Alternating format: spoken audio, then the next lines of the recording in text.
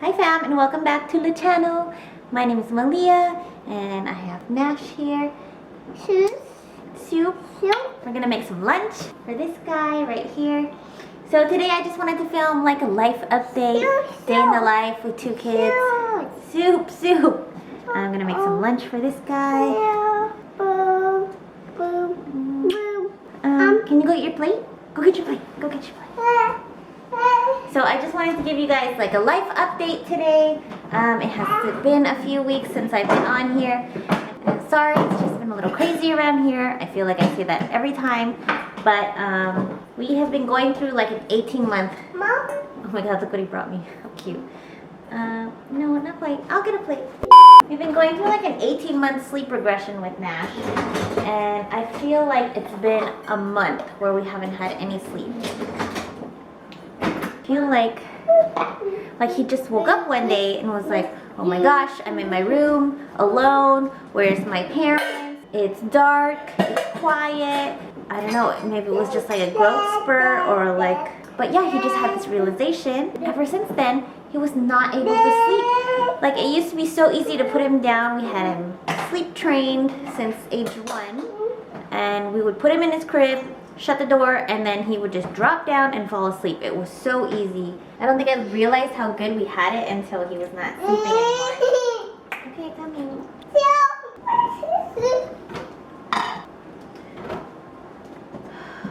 And this went on for a month.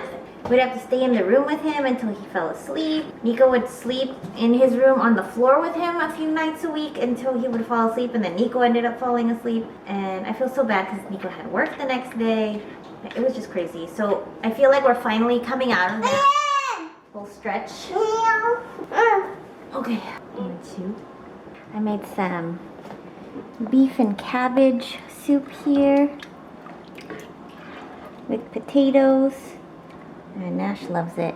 And in the Philippines, they call it bulalo. And some rice. So I feel like we're finally coming out of that sleep regression. Thank goodness. So I wanted to start weaning him off of the pacifier. We call it the binky in our house. So I wanted to start weaning him off the binky because he's going to be 2 years old in a couple months. In April, my baby's going to be 2. And the dentist said to try to start weaning him off of the pacifier by age 2. He does have some crooked looking teeth. And the dentist said if you just wean him off the pacifier by age 2, then they can correct themselves after that. So we wanted to wean him off. But with this whole sleep regression thing going on, we didn't want to start weaning him off the binky on top of having trouble sleeping. So now that it's passed, I think he's finally ready to start weaning off the binky. So yesterday, I took one of his binkies and I noticed it had like a nasty hole in it. So I cut the top off and I showed it to him and I was like, look, it's broken. He looked at it and he put it in his mouth. He's like, you know, it doesn't taste the same or it doesn't feel the same. So I said, you know, do you still want your pacifier? Do you want to throw it away? And he took it to the trash can and he just threw it away. And if you guys don't follow me on Instagram, do follow me on there because I posted a reel up of us getting rid of that first binky and it was so cute and he was such a big boy and he just took it to the trash can and threw it away. And so that was the first of 3 binkies that we have left in the house. So I think I'm gonna gradually like keep cutting the tops off of them until we don't have any more, or cut the top off one more and then hide the last one just in case for emergency, because I don't know, sometimes he wakes up in the middle of the night screaming looking for a pacifier. So that's gonna be a fun adjustment. Yep. Is that it? Oh yeah.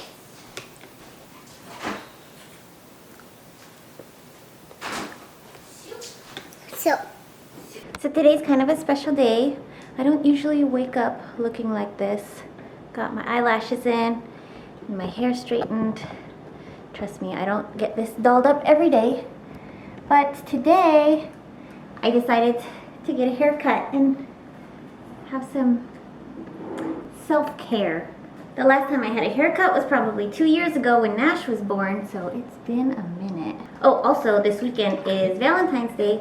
I figured what a great excuse to get all dolled up and hair done, nails done, everything did. So yeah, have a nice dinner downtown Vancouver with the hubby. I mean, it's been a minute since we've even had a date night, so it will be nice to get all dolled up and go on a date. So yeah, I'm getting a haircut done tonight. And you can see how long it's gotten. And this took like a little under 2 years.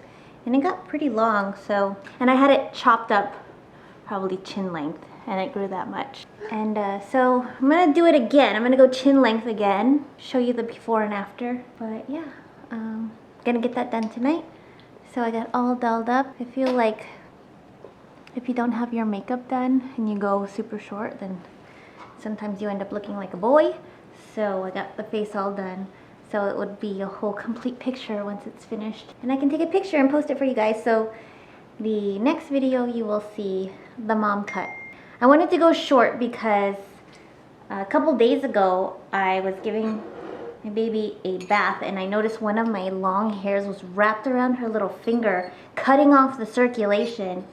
And I don't know when it happened, but it's a good thing that I checked her finger the night before when I gave her a bath and she didn't have any hair. So it probably happened that morning that I checked it. And it was so terrifying because, you know, the doctors tell you to check their little fingers and toes in case one of your hairs gets wrapped around it and they can cut off the circulation and the finger could die. So once I saw that, I was like, that's it. I'm done with the long hair. Just cut it all off.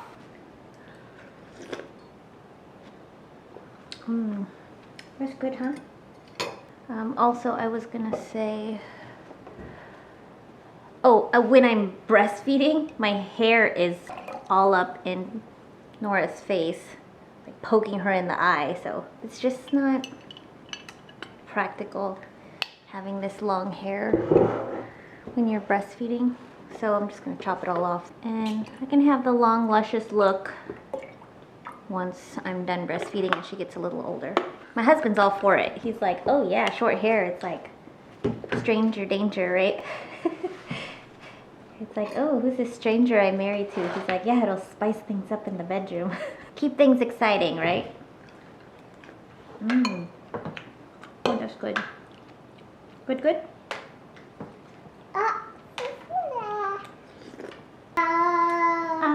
Cheers.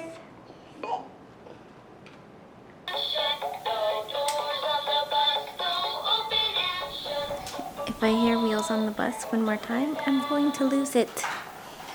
Look at this. Hi. Hi, sister. Hi, baby girl.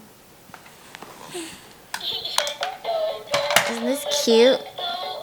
I got it at Granville Market this past weekend. All through town. You smell like doo-doo. Did you poo-poo?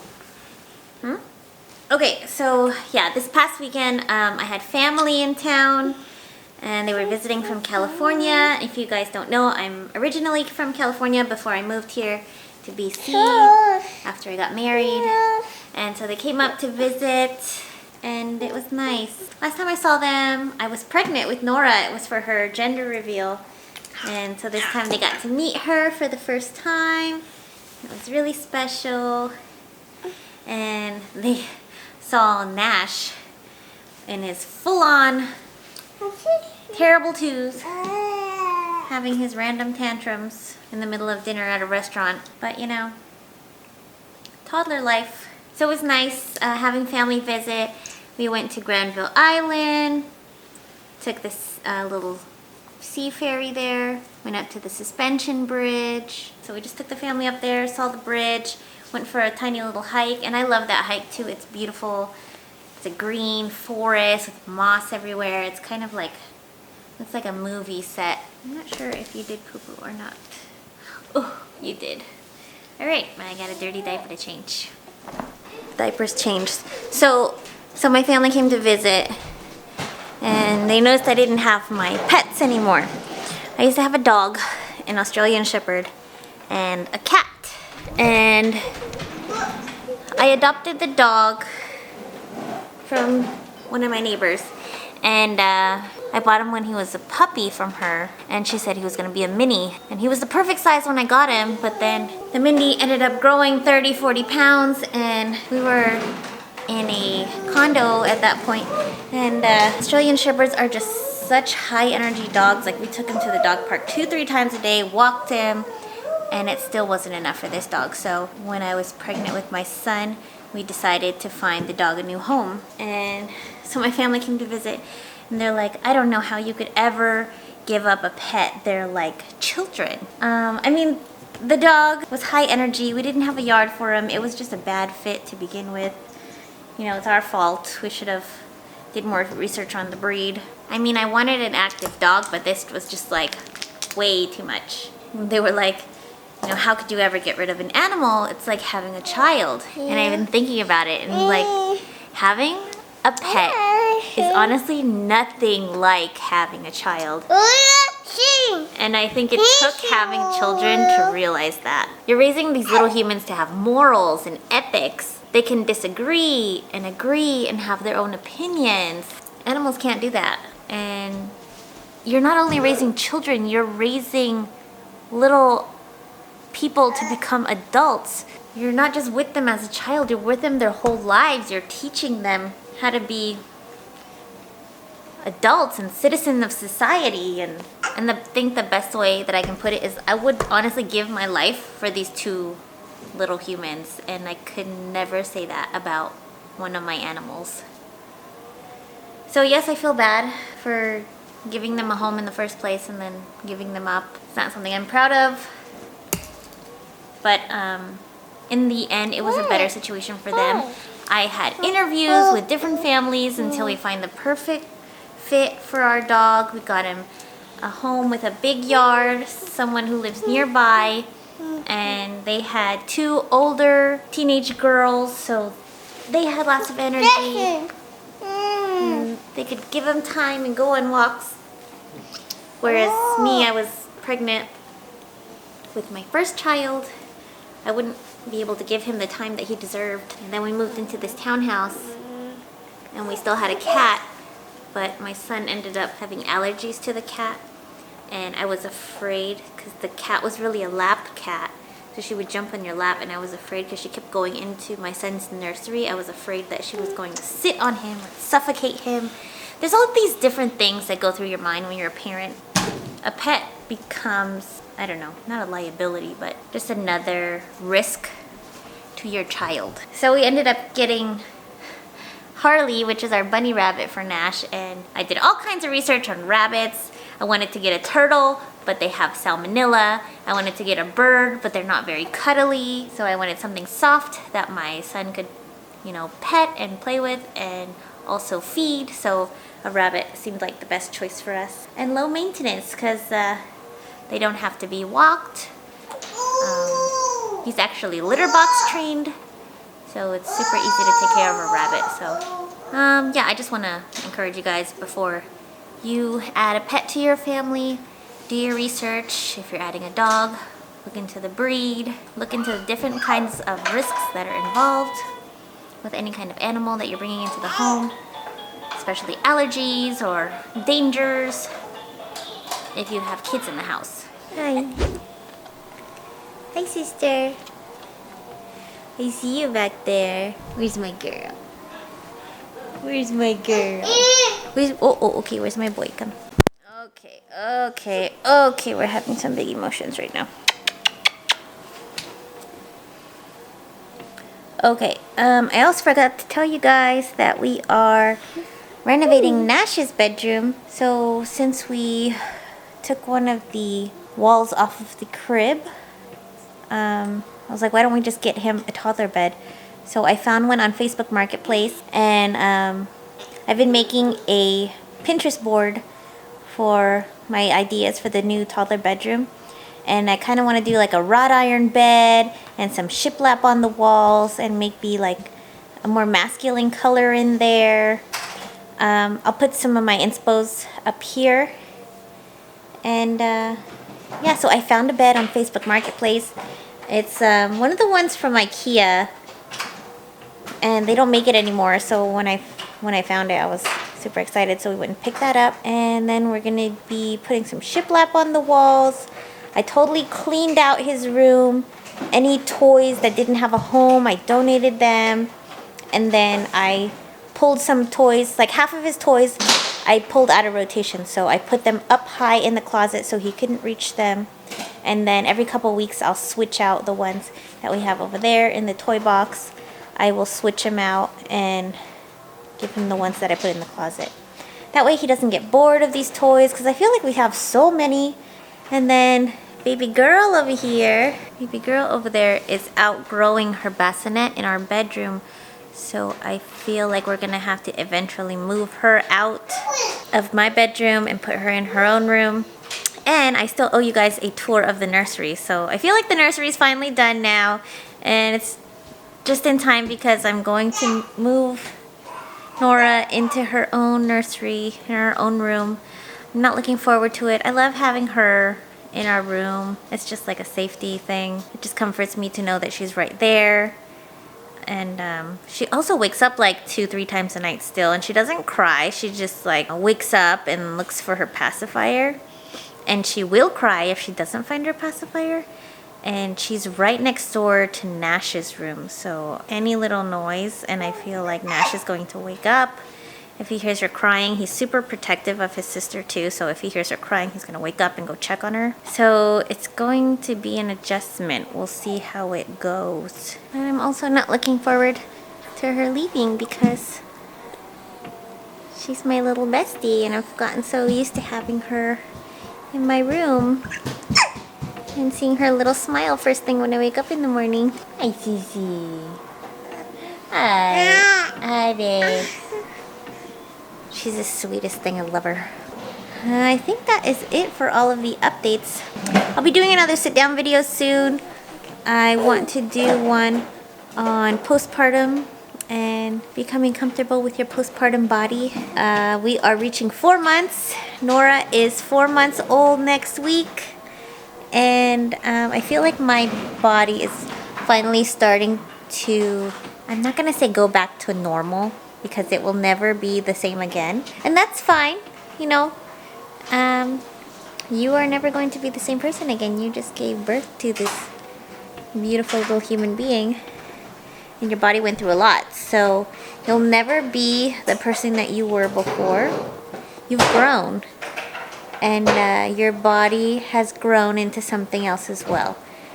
But I feel like the swelling of pregnancy is finally starting to go down now that I'm coming up to 4 months. I can fit my wedding ring back on my finger again, and just little things like that.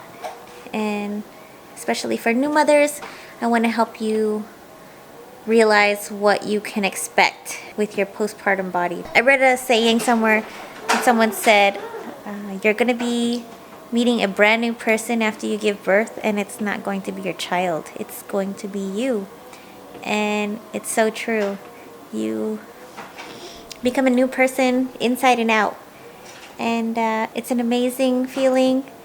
It's an adjustment for sure, but it's all worth it in the end. Because you get this special little human being that's going to be with you for the rest of your life, right? So, thanks for catching up with me. I'm sorry it's been a while since I posted anything. I am here. I am okay. We are good.